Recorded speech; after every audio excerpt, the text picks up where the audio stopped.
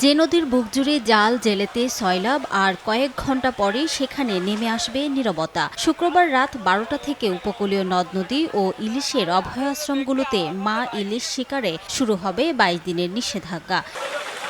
বৈরী আবহাওয়া উপেক্ষা করে শেষ মুহূর্তে ভোলার জেলেরা ইলিশের আশায় ছুটছেন নদীতে। কেউ কেউ মাছ ধরে ঘাটে ফিরছেন, আবার অনেকেই জাল টেনে যা পাচ্ছেন তা আড়তে রেখে পুঁজি বাড়ানোর আশায় আবার নামছেন নদীতে।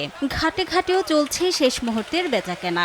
ইলিশের আকালের মধ্যে নিষেধাজ্ঞায় কিছুটা হতাশ জেলেরা। এই সময়টাতে পরিবার পরিজনের ভরণ পোষণের জন্য দ্রুত সরকারি সহায়তা বিতরণের দাবি তাদের। আমার অভিযান উপলক্ষে আমরা জাল সাবার ধুয়ে মুছে বাড়িতে নিয়ে যাচ্তেছি। এর আগে আমরা জাল সাবার নামাবো না। বেকার থাকার ক্ষেত্রে যে অনুদানটা দেয় সরকার আমরা পাই না। সরকার ঘোষণা হচ্ছে মাইলিশ অভিযানের জন্য আমাদের জেলেরা 100% অভিযান মানার জন্য প্রস্তুত।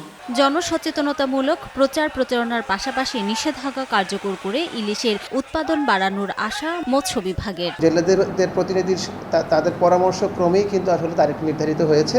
তো আমি আশা করি এবার যে 4 অক্টোবর থেকে 25 অক্টোবর যে অভিযানটি হবে এটি শতভাগ সফল হবে।